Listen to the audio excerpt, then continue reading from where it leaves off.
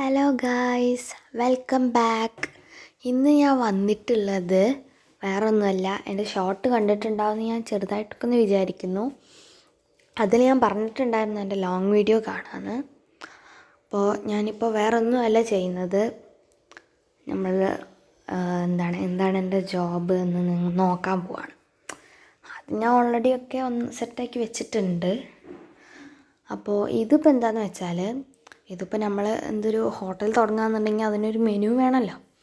അതുപോലെ ഞാൻ എൻ്റെ ഈ പരിപാടിക്ക് വേണ്ടിയിട്ട് ഒരു മെനു തയ്യാറാക്കുകയാണ്. ഇതിപ്പോൾ ഞാൻ മെനുവിൻ്റെ ഫോട്ടോ തന്നെ ഫസ്റ്റ് കൊടുത്തിട്ടുണ്ട്, എങ്ങനെയാണ് അതിന് അവസാനം ഇരിക്കുക എന്നുള്ളത്.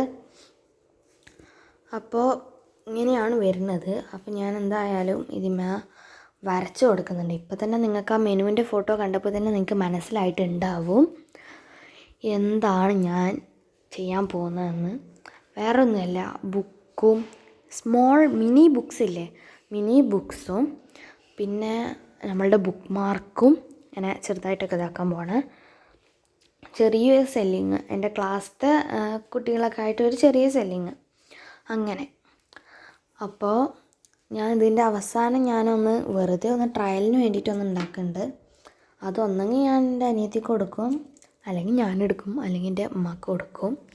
അങ്ങനെ എന്തെങ്കിലുമൊക്കെ ചെയ്യും ഞാൻ. അപ്പോൾ ഇതെന്തിനാന്ന് വെച്ചാൽ, ഈ മെനു എന്തിനാന്ന് വെച്ചാൽ, ഇതിമ്പോൾ ഫുൾ ഇനി നിങ്ങൾ കണ്ടിട്ടുണ്ടാവും ഭയങ്കര ഗ്ലൗസി ആയിട്ടിരിക്കണല്ലേ. എന്താ അതിന് പറയാമെന്ന് എനിക്കറിയില്ല.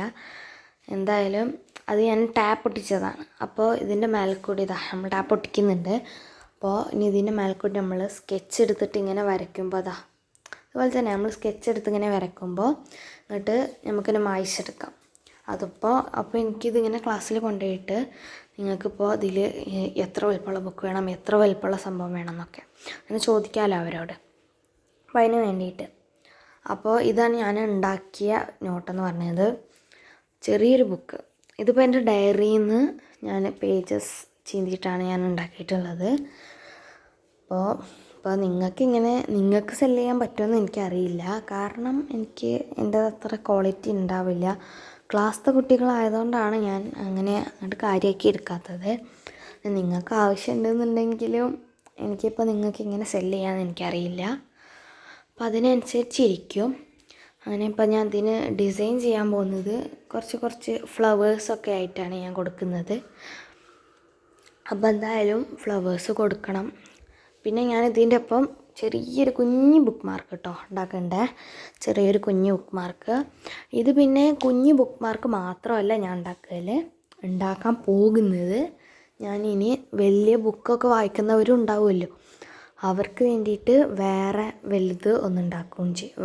വലുതുണ്ടാക്കും. പിന്നെ എൻ്റെ ക്ലാസ്സിലെ എൻ്റെ ഫസ്റ്റ് കസ്റ്റമർ ആരാണോ അവർക്ക് ഞാൻ എന്തെങ്കിലുമൊക്കെ സ്പെഷ്യലായിട്ട് കൊടുക്കുകയും ചെയ്യും. അപ്പോൾ ഇതാണ് ഞാൻ ഉണ്ടാക്കിയ എൻ്റെ ബുക്ക് മാർക്ക് എന്ന് പറയുന്നത്. അപ്പോൾ നിങ്ങൾക്ക് ഇഷ്ടപ്പെട്ടിട്ടുണ്ടെന്നുണ്ടെങ്കിൽ ഒന്ന് കമൻറ്റ് ചെയ്യുക, എങ്ങനെയുണ്ട് എന്നൊന്ന് കമൻറ്റ് ചെയ്യുക. അപ്പോൾ ഇത് കൊണ്ടുപോയിട്ട് ഇതിന് ഫുള്ള് ടേപ്പ് ഒട്ടിച്ചതെന്ന് വെച്ചാൽ നമുക്ക് ഇങ്ങനെ ടിക്കറ്റ് എത്ര വലിപ്പമുള്ളത് വേണം, എന്നിട്ട് അവരോട് ഏത് കളറാണ് വേണ്ടതെന്ന് വെച്ചാൽ അങ്ങനെ കളർ കൊടുക്കാനൊക്കെ പറയാമല്ലോ. അപ്പോൾ അത് നമ്മൾ മറക്കില്ല.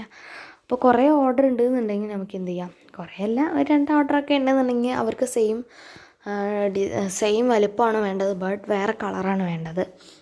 അപ്പം നമുക്ക് എന്ത് ചെയ്യാം, വേറെ നോട്ടിൽ എഴുതി വെക്കാം, ഇവരുടെ പേരിങ്ങനെ എഴുതിയിട്ട് ഇവർക്ക് ഇതാണ് വേണ്ടത്. അപ്പോൾ ഇന്ന്